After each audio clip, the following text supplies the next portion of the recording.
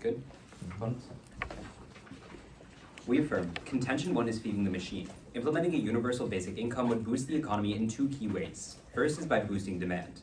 According to Matthew 17 of Vox, the single most important issue facing the American economy is a lack of demand. Low demand damages our economy. This is because demand normally fuels production and investment into goods and fostering jobs and economic growth. Thus, the Harvard Business Review 18 finds that half of the slowdown in the United States productivity growth was due to weak demand and uncertainty. Indeed, the Roosevelt Institute in 2019 quantifies that America's economy is 10% lower than it could be, as inadequate demand keeps wages and production low. Fortunately, a UBI would solve this and revitalize American consumption and growth. The Roosevelt Institute continues that for every $10 received, Americans spend 7 on consumption. Given that a UBI would put trillions back in the pockets of American people, consumption would increase by trillions as well. Reviving consumption would allow the American economy to grow at record paces, finally reaching its full potential. Thus, Guinness in 2019 explains that the UBI could reduce poverty by up to 74%. Then, second is by building businesses. Hirsch at the Center of American Progress in 2015 finds that increased financial stress on the middle-class families has heavily constrained the creation of new businesses, as becoming an entrepreneur requires a large upfront investment. Thus, Groth of Quartz 19 finds that entrepreneurship is currently at a 40-year low. Fortunately, a UBI would restore entrepreneurship.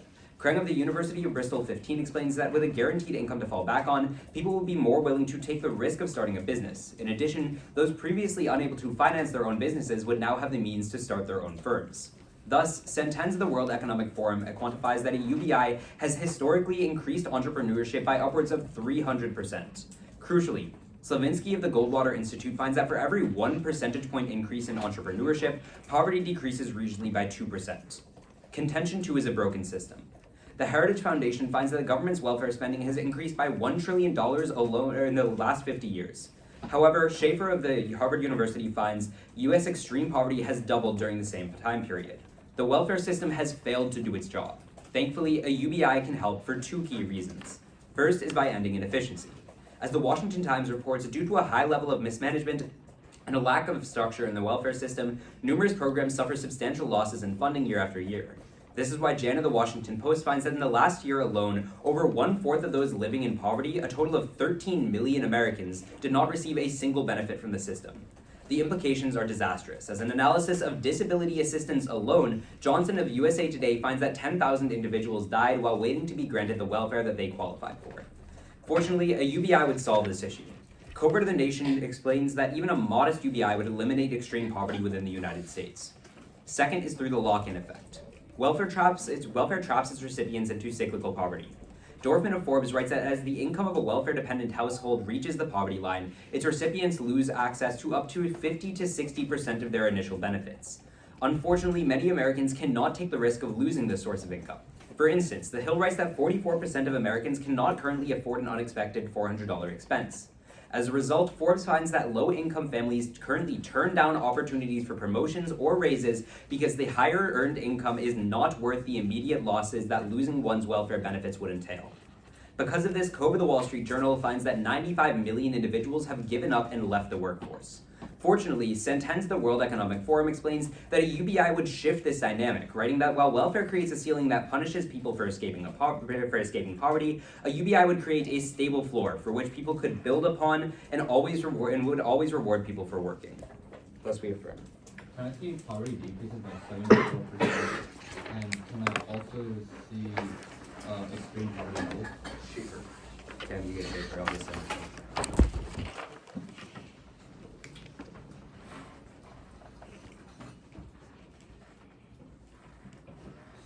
Can we also put Matthew's evidence at the top of this as to lack of demand? Matthew's lack of demand. Okay. Okay, actually, no Matthews. Just No Matthews. Got it.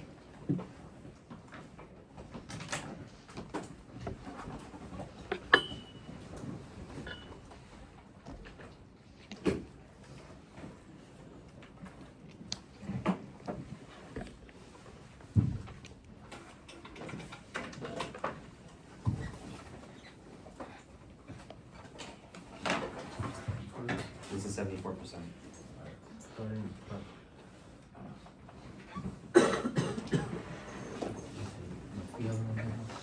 They wanted I don't remember. What was the other one you guys wanted? Schaefer. Schaefer. Yeah, Schaefer. 2 times poverty Yeah, increase. double poverty, yeah. Oh, okay.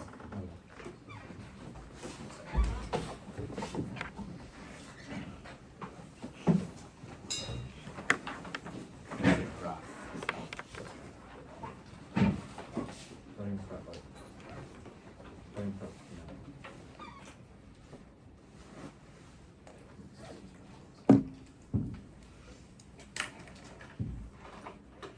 Alright, stopping from. There's 18 seconds still.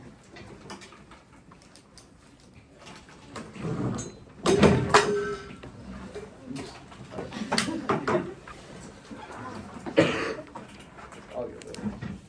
Alright, is everyone good? Alright.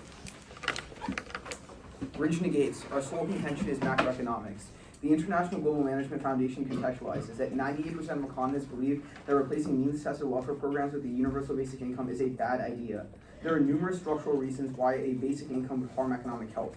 Right at onset, David Henderson from Stanford University finds that giving every American $1,000 a month, as most basic income models propose, would cost over $3 trillion, finding that even after replacing means-tested welfare programs, it would force the government to either dramatically increase debt by tens of trillions of dollars or increase taxes by 45%, with either solution crowding out private investment and damaging growth. Which is why he finalizes that the effective cost alone due to a universal basic income would make our economy $2 trillion smaller in the next decade alone. As well as being financially unsustainable, basic income isn't a good policy for those in the lower class.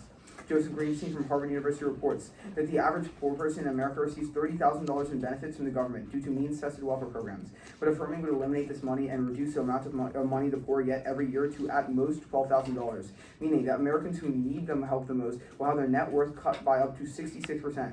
This is because the universal basic income is just that, universal. So even billionaires and millionaires will be given thousands of dollars every single year, when that money could be going to the poor, worsening poverty for tens of millions. Simultaneously, a basic income would eliminate 3 crucial welfare programs, absolutely devastating those in the bottom echelons of society. First is Medicaid. Currently, one of the largest programs the American government runs is Medicaid, which provides health insurance for those in poverty, covering 65 million people in our country today. Because it's a means-tested welfare program, voting affirmative would mean getting rid of it in order to replace it with a universal basic income. Horribly, David Bohr from Brown University writes that there is no way that a basic income could provide poor people with enough money to purchase health insurance at market rates, meaning that tens of millions of people would lose health care. Bohr continues that being uninsured locks the poor out of treatment, and those without health insurance have 25% higher mortality rates. Second is Pell Grants, a program that universal basic income would replace with Pell Grants. Sharon Parrott from the Center of Budget and Policy Priorities explains that Pell Grants are a $28.5 billion means-tested welfare program that enables the government to pay for part of a low-income college student's college education. These grants are vital as they support 7.7 million people, 40% of all undergraduate students through college every single year. She quantifies that every $1,000 of Pell Grant money received increases college attendance for lower-income families by 7 percentage points. Tragically, Natalie Coleman from Middlebury College explains that when a universal basic income replaces welfare, that money has to be apportioned towards buying things like food and electricity, making education unaffordable. This would be devastating, as Time magazine writes that education is the surest way out of poverty, finding that 90% of low-income students who completed a college degree moved up into the middle class. Third is food stamps. A good example is nutrition. Michael Nishan from The Atlantic explains that because food stamps cover the cost of nutrition for the poor, it frees up their money to spend it on more productive uses, such as getting themselves out of poverty. This is why he concludes that every $1 spent on food stamps increases economic growth by $2. However, as it's a means-tested welfare program, a universal basic income would wipe it out, leaving 36 million poor Americans who depend on it starve.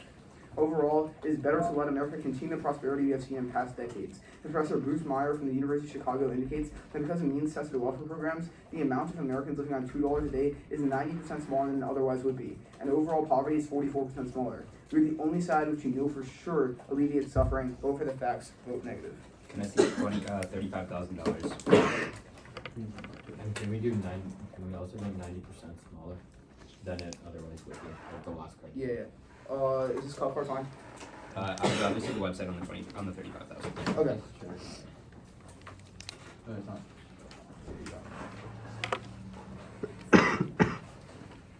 Actually, can I just ask, is it like the Washington Post one? It's not from the Washington Post. Okay, I'll see it then. Okay.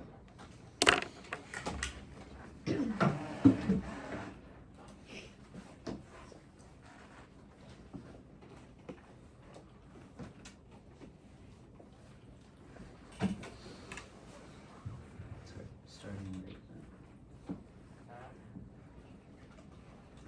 now.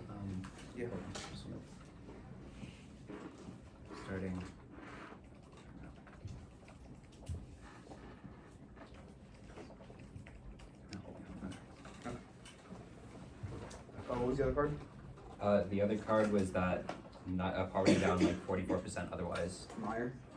Sure, yeah. We're gonna be starting crafting next time. Is cut card fine? This is a call. This card. This cut card? Yeah, sure. Cam, you want cut card or website? You want cut card or website? Website.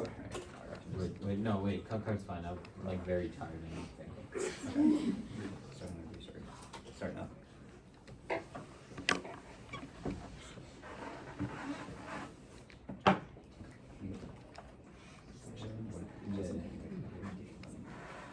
Okay, we've used 22 seconds in total. Sure. You give the cards. Yeah.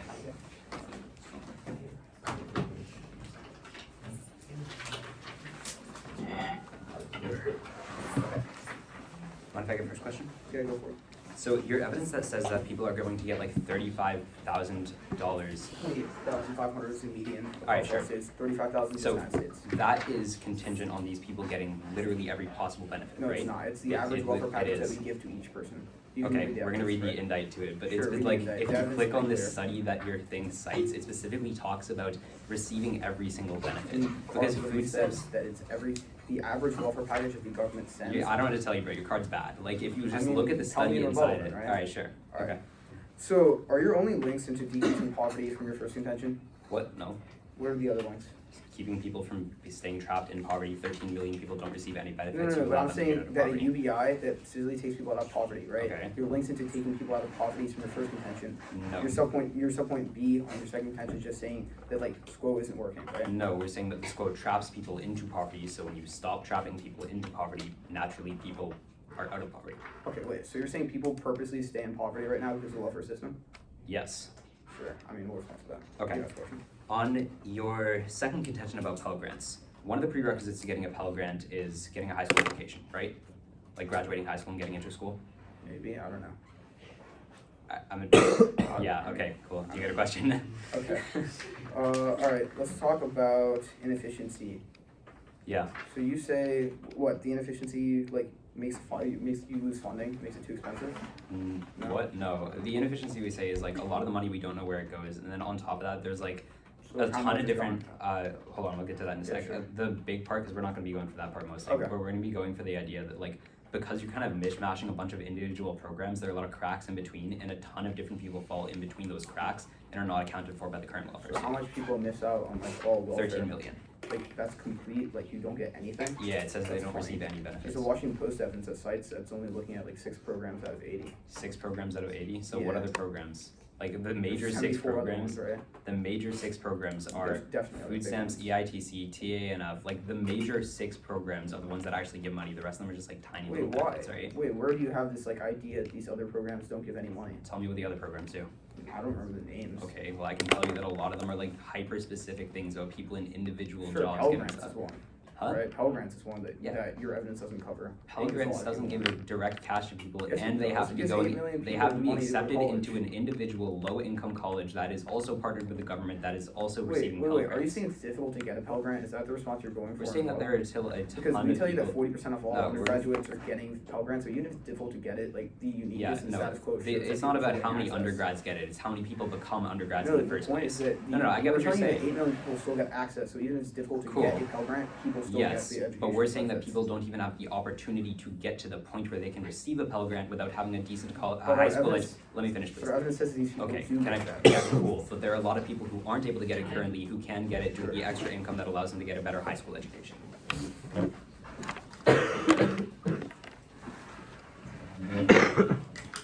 Okay, we're gonna be starting prep now.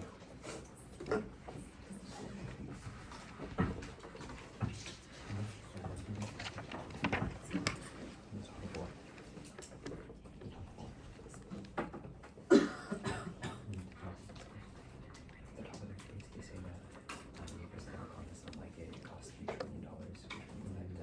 Oh, can we? Am I allowed to like ask a question about it or clarifying? All right, well, just could we see the econ will shrink by $2 trillion? Oh yeah, I got you. I just want to see whether that's on debt or taxes. Okay, we'll take more debt. Sorry, It's on debt. it's on debt. Yeah, it's on debt. Okay, cool. Sorry, resuming prep.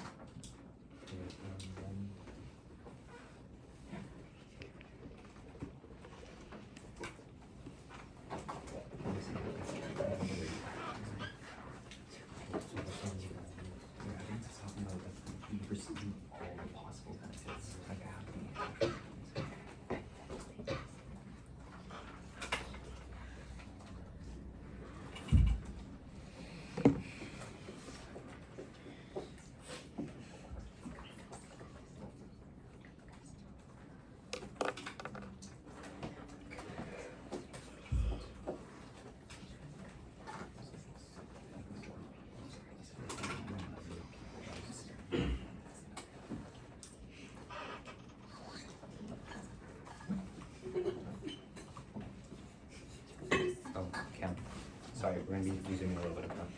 Washington Coast majority. This is all coming from all of the that was another 7 seconds. Okay. How much did that total? It's like I think a minute 30. Is anyone else timing? Okay.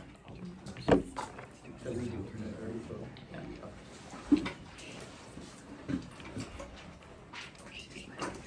Your timer. Oh, thanks. That was close. It's just gonna be down their case. Is everyone ready? Great. Time starts. We'll start at the top of their first contention. They say that 98% of economists believe that the UBI is a bad idea. The 2% are very smart. Go to their first one. They say that the debt is going to increase a lot. I'd say the debt doesn't matter by itself, right? We're already in a bunch of debt. What's important is that our GDP can match it so countries know we're going to pay it off. That's really important. If we win our first argument, we're going to win the GDP argument. Right? If we increase the economy by 10%, we're definitely going to be able to pay off this debt. But on top of that, I'd say we're not going to pay off the UBI entirely with debt. We'd probably increase taxes on the very rich to pay it off as well. That's the point of a UBI. It gives the poor more money, but the rich get taxed out of their share of the UBI. That also responds to the top of their second one. But then the third response is that you're actually going to turn the argument towards us. Because if we win our second one on our second contention about the welfare trap, what that means is that the welfare state is always going to have to keep expanding. Because what we say is that when people enter welfare, they're never going to be able to get out of it because it traps them in the cycle. So if welfare is always expanding, at some point it's going to get past the UBI, which is static, which means you see more debt in their world. Let's go on to the second one. They say the average person receives 2,000 or some random number, but Ethan calls for the card and it says that this number is about all benefits. Really, very few people actually receive every single benefit. We'd say you should prefer our evidence that finds 13 million people receive none and most people just receive some benefits. This means that a UBI would be better because it accounts for everyone. But on top of that, they're also losing money because they're not pursuing opportunities if they're stuck in the welfare trap. That's a lot of potential revenue they could be making that they're not making in their world. Let's go on to the first one about Medicaid. Pavetti 18 explains that Medicaid is increasingly requiring work requirements that actually hurt Medicaid recipients. He writes that these new requirements push families into deeper poverty and typically provide extremely unstable work. This is very important because if people are trapped in the welfare trap, then they're going to have to keep working in order to keep their Medicaid. But if working conditions increase, they have to do more work, which prevents them from doing more jobs or getting more money. That means you see less in their world. But on top of that, D'Amico just last month writes that currently over 2 million Americans fall into a coverage gap in which they're unable to receive any Medicaid benefits whatsoever. This is going to be important because with a UBI, you cover for all of these people because it's largely universal. And then third of all, you're going to turn the argument because Medicaid is actually conceding our argument on the welfare trap. For example, in Medicaid, if you go $1 over your state's guidelines for how much income you get to qualify for Medicaid, you no longer receive any Medicaid. This is very important because if Medicaid really is helping these people, then I'd say that they're probably not going to progress out of the current jobs that they have because they're not going to get Medicaid in a world where they have higher economic opportunities. That's why the Smith evidence finds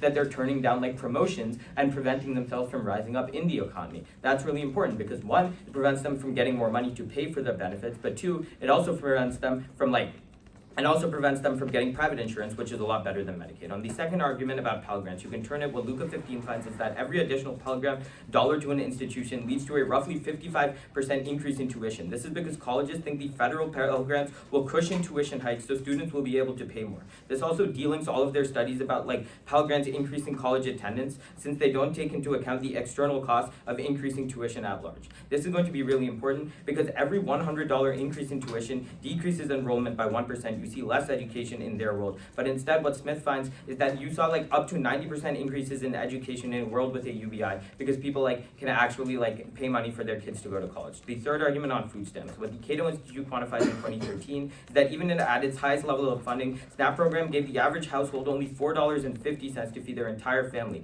This is very important because one, a UBI can easily cover this, meaning they don't get access into the idea that they have all this extra money left over to pay other bills. But also, this is why Lung finds that there's actually been no statistical correlation between being on food stamps and getting out of poverty. That's not I got it. The $1 Pell Grant college. No. Can I see the Medicaid? If you're $1 above, then you lose all your benefits. Let me just show you that it has a static income fall off. Just that. Like, yeah, it doesn't say like $1 over, but like Yeah. it says like here's how much you have to be earning Can I per also see that SNAP is only $4.50? Sorry, what? Can I also see that SNAP is only $4.50? Yeah, so So just one first. you need less than 132%. Here's the actual things. Wait, what did it say? So this just talks about like the eligibility requirements for a Medicaid, and it says that like you have to be making up to 133% of the poverty line, and then there's the poverty lines.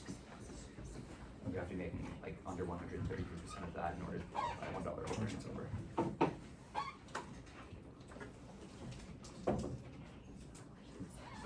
Stop me, and I see the SNAP. Yeah, can we get some? Yeah.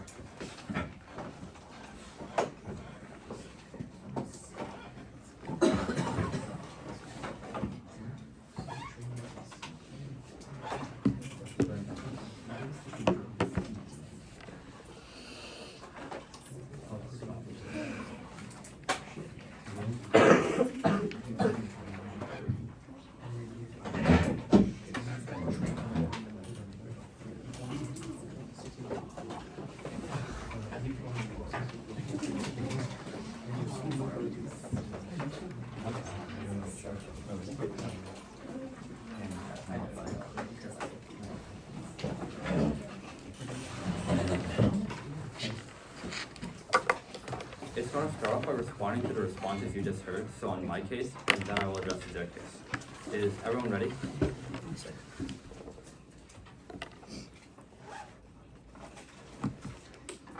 A 98% is an A+, a 2% is a failure. Because we're an A+ team, we're negating.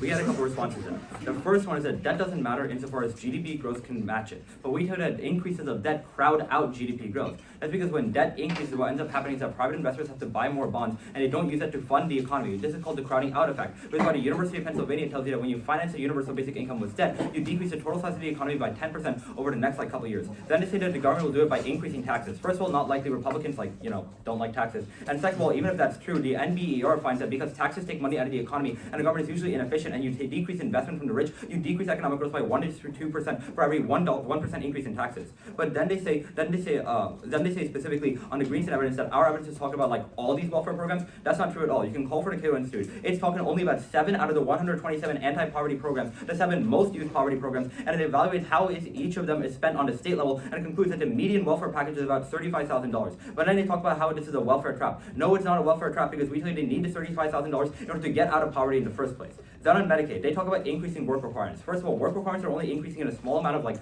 certain Republican states. We still tell you there are 65 million Americans who rely on Medicaid. Then they talk about coverage issues. Recognize that even though there are 2 million who lack coverage right now, but in New York Times tells us that even Republican states are expanding Medicaid because it's politically popular, so these coverage issues are getting filled up right now. But then they say that with the $1 static income, you no longer get it. But recognize that the reason is that because that income is 133% above the poverty line. So by that point, you can afford private insurance. I would contend that's perfectly fine. Then let's take about our second point about Pell Grants. The one response we get here is that a $1 increase in Pell Grants leads to a 50% increase in college tuition. That evidence is talking about private colleges, not public colleges, which is the vast majority of colleges, especially the ones that low-income households go to. Then they say on food stamps, they poor only get $4.50. It's $4.50 per day, which covers a significant amount of food stuff and at least lets them to keep on surviving, which is why every $1 increase in food stamps increases economic growth by $2. Our case is clean. Let's go into their case. At the top of the case, their first warrant and their first contention is about aggregate demand. Well, Ludowich from the University of Pennsylvania tells you that they're not taking into account the fact that in order to fund a universal basic income, you have to do things like increase debt, increase taxes, and have budget cuts. Which is why she concludes that a universal basic income on that decreases aggregate demand. So what does increase aggregate demand? That's increased social programs. Because when social programs take the poor out of poverty by helping them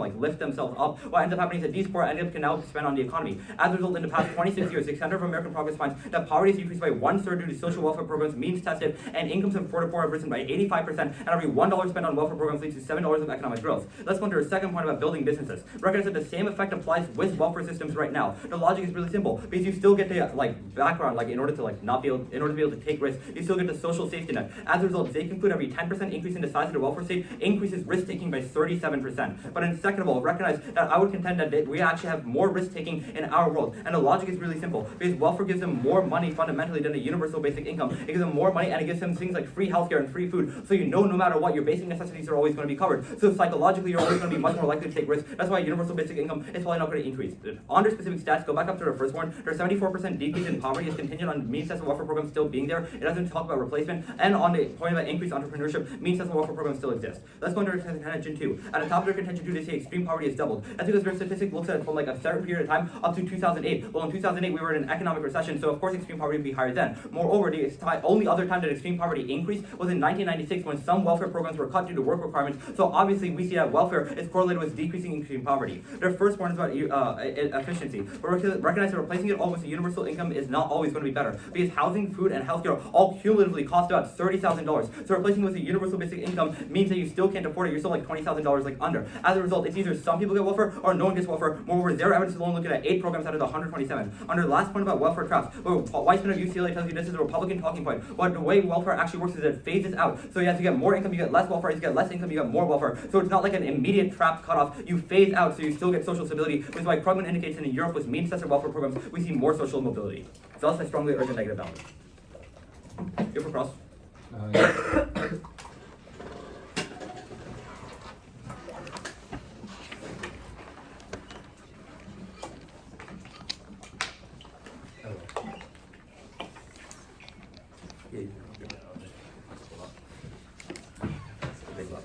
Yeah, it is. Everyone ready? Yeah, first question. Yeah. How much does lunch cost at your school? I don't know. Like my mom packs my lunches. Oh, well, my mom doesn't like waking up early, so like my school I buy lunch a lot, and it costs $4.30 for lunch. Yeah, I understand. You realize that food stamps don't cover the entire cost of food, right? They Yeah. cover part of the cost, so you can afford more. So and if it also in costs- like lower income yeah. neighborhoods and lower income areas of America, food Yeah. costs less. Okay, I get that, but if I'm spending $4.30 for one meal, how is Dude, that's $4.50 also an because entire like public family? schools jack up the price of school lunches. Okay, yeah, that's fair. Yeah. and like why and like schools like love to make profit. Yeah. I'd still extend the second response, but you can have a question. What second response? The one that there's no statistical effect on food security or poverty. I mean, no, we give you the statistical effect that because it frees up income for the poor, you increase economic growth. That's our impact. Okay, we'll respond to that. All right, sure. So let's talk about small businesses. Can you tell me where we saw an increase in small businesses for CBI? We're saying it's going to increase in the middle class. I mean, I'm talking about like with your study or something. Oh, it's like in India and like somewhere In else. India? Yeah. Isn't India like also like growing really fast right now? Yeah. Yeah.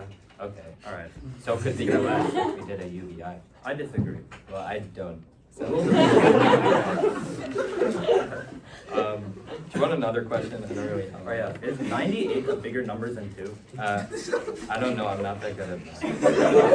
Well, I take CP calculus and I've learned that 98 is bigger than 2. Oh, okay. Yeah, cool. You can have a question. Yeah.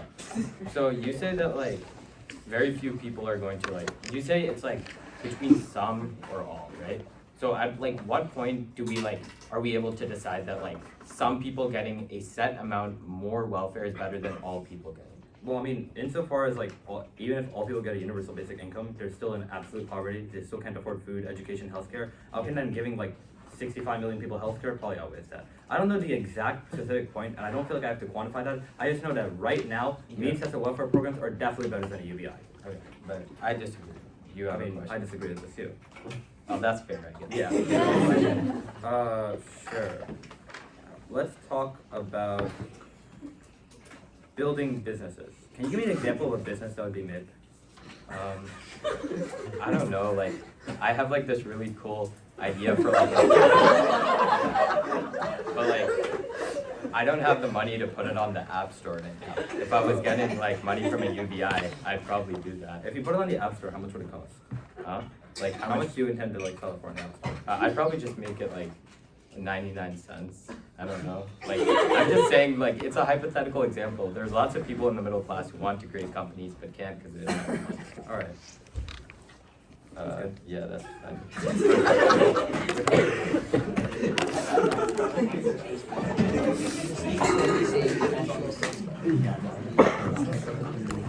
Okay, we're gonna be starting prep now. Okay.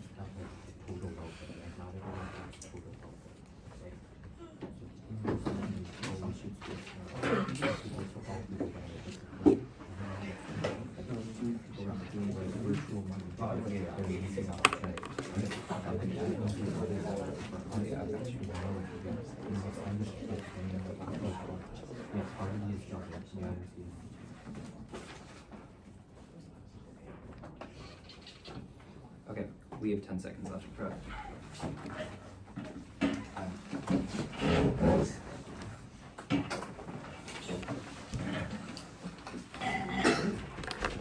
Same thing that they said earlier. Too fast, just yell clear.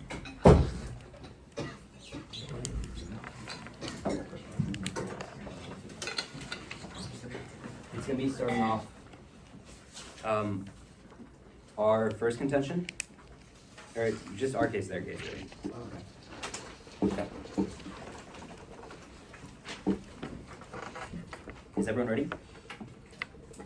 Okay, starting now. The main response that they extend on our first contention is this entire thing about the debt going up. We're going to get to that on their case, and we extend a really clear turn on their case that goes unresponded to. We're going to get to that. Then, look to our second one on our first contention where we tell you that small businesses are going to go up. You can group all three of the responses here because they're only talking about the poor people in poverty who they're giving welfare to and like creating this basic income for. The issue here is that the people in poverty, the people under the welfare system are not the ones creating the businesses. We specifically talk about the middle class. They don't access the middle class. We are the only team that accesses the middle class, which means that we are the only team that accesses our second warrant about these small businesses. That's really critical because we tell you that when you implement a UBI, we see 300% increases in entrepreneurship. This goes unresponded to. And then for every 0.1% increase in entrepreneurship, you see a 2% decrease in poverty. If we're talking about poverty going down, this is going to be the clearest way into it because we decrease poverty substantially with every single increase in entrepreneurship. That warrant goes unresponded to. That being said, let's go into our second contention about the welfare system being broken. Remember, even though we have spent over $1 trillion on welfare, poverty has increased by 2 times. That's really critical. There are 2 reasons for this. First, on inefficiency. Remember what we tell you. First, 13 million people are falling through the cracks and not getting the major benefits. They tell you that like, oh, there are a lot of other benefits, but we're still saying they're not getting enough to support themselves.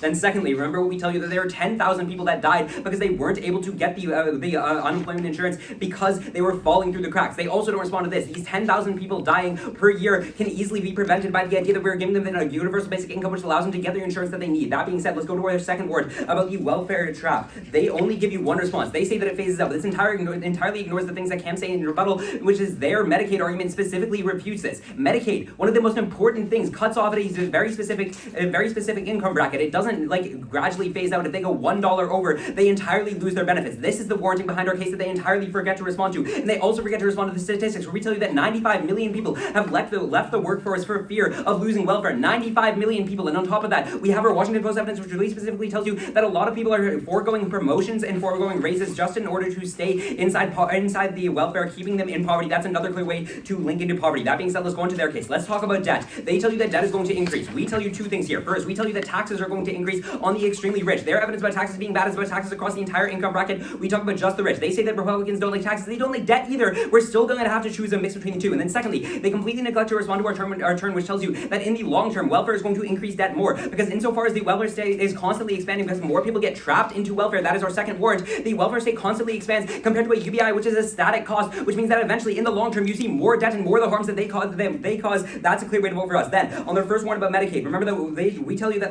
they tell you something about 133% of people in poverty. 133% of $12,000, which is the median income for poverty, is still $15,000 per year, which is literally nothing. We tell you that a lot of people, and they don't respond to their stats on our second warrant about how many people are actually getting affected by this. Then, on Pell Grants, we tell you that a UBI solves by giving people more money to go into a high school education, which then qualifies them for a financial aid through colleges. There is still private financial aid that works here. Then, look to the third contention about food stamps. So we tell you that people are only getting $4.5 a day. $4.5 a day times 30 is only $135 a month. Hey, UBI already covers that. We have 245 also probably. Sorry about that.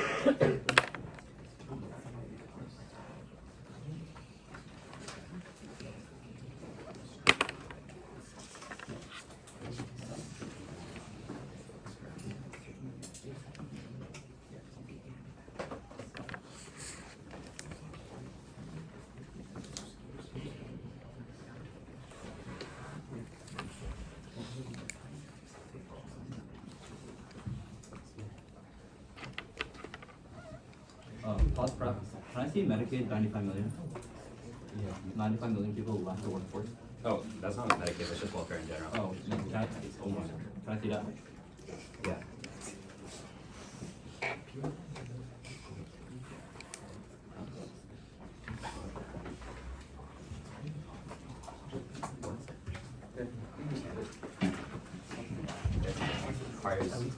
There are two parts of it.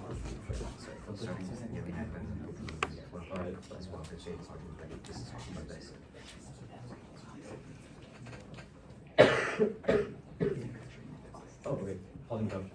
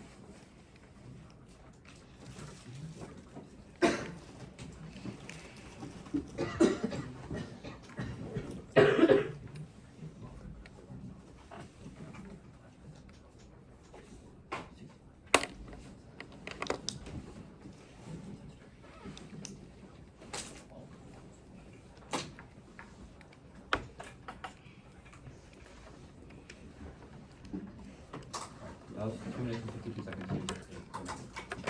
I think that actually That's all right. I'll start on their case, I'll signpost. Everyone good? Okay.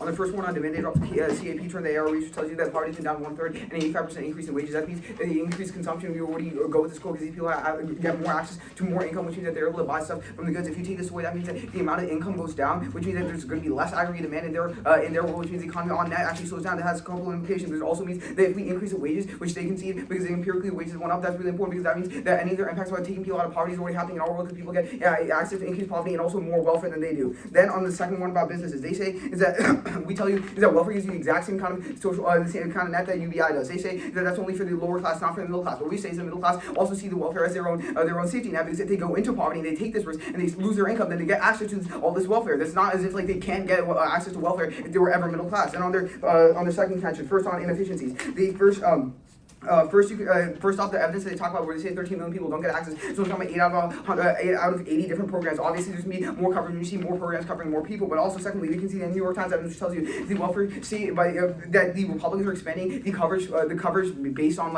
every single party is increasing the amount of coverage in every single welfare program, which is any inefficiencies are getting solved for, and also.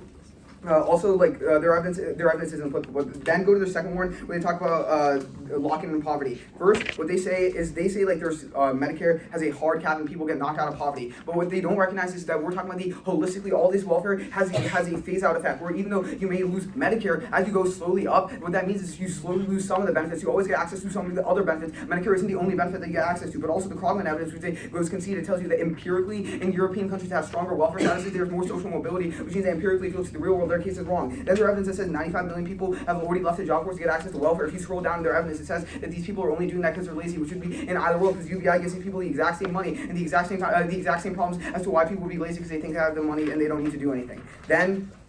Also, actually go to their first one again on second tension. Extending $30,000 analysis, the AR says it costs way too much for them to actually have a livable life with UBI because that's not enough money. That's really important because they don't get access to anybody getting a livable life, whereas we get access to some people living that's going to outweigh their entire case. The only person gets any access to any kind of impact is going to be us. Then go to our case. Go to Medicaid. What we actually first go on the turn, they say is that.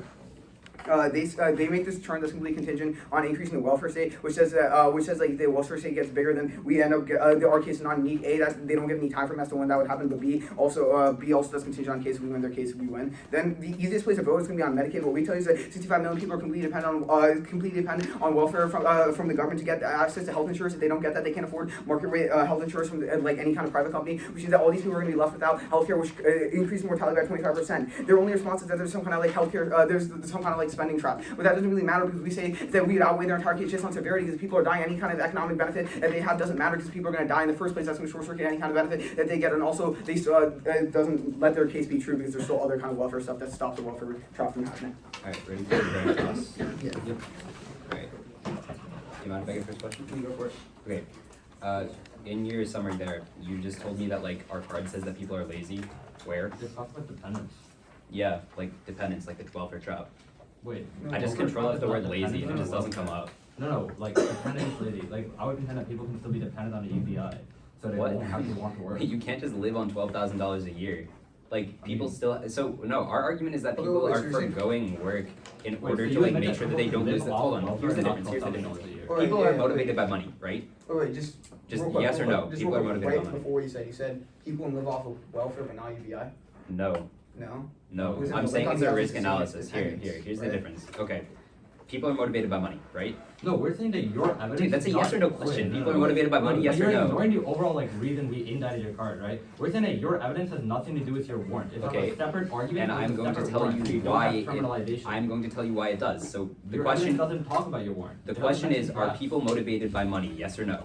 Sure. Okay. So if they know that when they make above a certain amount they lose a lot of money, they're We disincentivized. can But if they lose a don't, lot of money. But that's phase out okay, effect. hold on. We tell you guys talk about how Medicaid is so huge. You don't respond to the turn on We Medicaid, which tell tells you that Medicaid has a hard making thing. more money But either if way, You say do there's that more way. welfare programs. Hold so on, Medicaid hold on. might have a hard cap, but I'm- you still get access to other benefits. Okay. So even like it doesn't lose everything at once. okay, but you also tell me that 65. We'll talk about that. But what I'm trying to say is that you guys are saying that this card just talks about how people are lazy, but we're saying that under a UBI, people aren't afraid of losing all that money that you just said people are motivated by. They continue to get the money, and when you work, you get more money. That's a clear incentive. You guys don't respond to the warranting. You recognize that the warrant debate you're talking about and the card debate are two separate things. Nothing. We are discussing the warrant debate. We have different cards to address that and things like that. What I'm just saying is that your 95 million statistic Yeah. is not attributable to welfare traps. welfare state is The evidence largely is to not blame. talking about welfare traps. It talks about like people just wanting to live off of it. It's not about like. No, it says that. Okay. All right. The judges can call for the evidence. Do you guys have a question? Sure. Let's talk about economic growth. It's Yeah. good, right? Economic growth. Yeah. Yeah. Sure. Okay. Cool. You can have a question. Are you guys gonna say that like debt decreases economic growth? Well, we have a Probably turn not. like it is. I don't know. Wait, you just said probably not and probably. I'm confused. I said we have a turn, so I don't know. Like we might. There's Yeah, a might- difference of opinion. Yeah, might That's feel wild, fancy. bro. Harris is gonna go for a turn in case. Yeah. I want a question from Cam. But I'm trying to prep, you know. I have like 10 seconds left. You have 30 seconds. Yeah. Okay. Yeah, you can. You guys keep talking about how like Medicaid is big, right? It's pretty big. So your main impact is Medicaid, right? Not necessarily. I mean, we also have a livable, Alright. we have a livable. A town. big impact is Medicaid, right? Yeah. A impact, yes. Okay, cool. So if a lot of people are on Medicaid, and you guys don't respond to the idea that Medicaid traps people into poverty, aren't a lot of people trapped into poverty? But if they want to live, like we are, like. We say that they can afford private insurance. So we, Okay. the Nolan evidence says they can't. It costs $20,000 right now.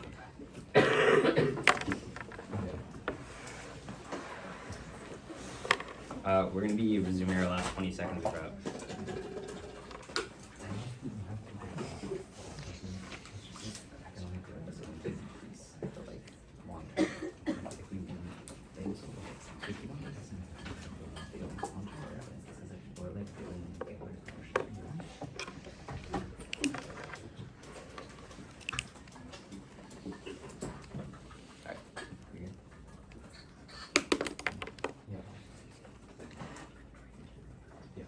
Okay.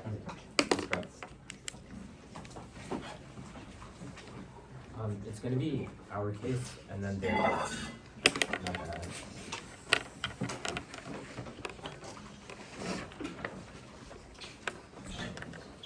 Okay.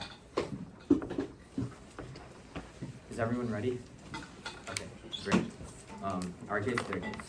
Time starts now. Starting the turn on our first argument. This is based on, they say that like consumption is going to increase in a world with welfare. This is based on the idea that people have more money with welfare. We've already responded to this. I'll extend it later, but then crap. Yeah, I gotta scroll up. But then on our second warrant, they say that people see welfare as a safety net, so they're going to create more businesses. This doesn't respond to our argument. First, it's new and second summary, so don't even buy it. But second, the warranting we read is really simple. If people have more money, they're going to spend more creating businesses. The idea that people like in the high middle class are going to suddenly be okay with falling into like the social safety net is really, really silly. People are going to like create more businesses. That increases entrepreneurship by 300%, and every 1% increase in entrepreneurship decreases poverty by 2%. You're getting fairly clean access to this impact on our side. Let's go on to our second contention. Remember, we spent $1 trillion on welfare. Poverty is still doubled. The system's not working right now. We need to change it. They say that coverage is increasing right now. What we say is all you know is the status quo. There's 10,000 people dying right now because they can't get welfare, and they never quantify how much stuff is expanding. There's still 13 million people without benefits. Then on the second argument about the welfare trap, they say that welfare has a phase-out effect. But what Ethan tells you is that in one example of Medicaid, there's many more examples. It's not phased out. It's like $1 extra and you lose your welfare. This is really, really important because people have more than one type of benefit, right? So if at least one of these types of benefit is not phased out, they're not getting access to their response on this argument. This means that people are going to be stuck in poverty. This is going to give us clean access to the turn on the debt argument, because what we say is that because the welfare state trapped, they also on our welfare argument, they completely drop the argument that people are forgoing raises right now. They're not going hyper in their jobs. But then it gives us access to the debt argument, because if the welfare state always expands because people are trapped in it, you never see their impacts. But on Medicare, it also means that like they never get the economic growth that they need to actually get out of needing Medicare. The reason they need Medicare is because they're poor. If they're not poor, they don't need Medicare anymore, and they can probably rise up in their jobs and get private insurance, which is a lot better.